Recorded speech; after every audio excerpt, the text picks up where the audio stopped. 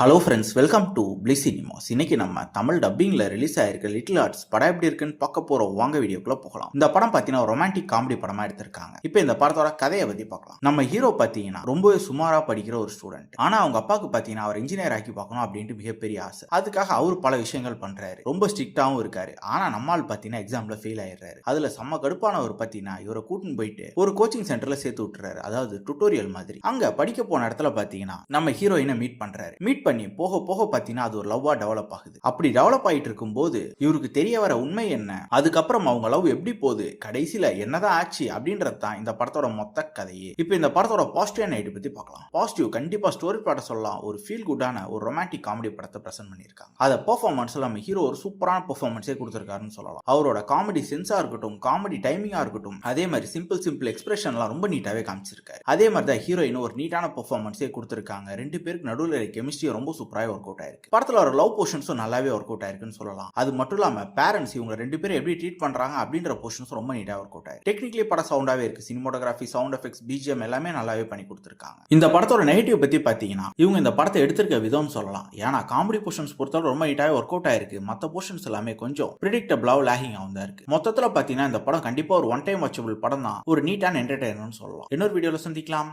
Thank you.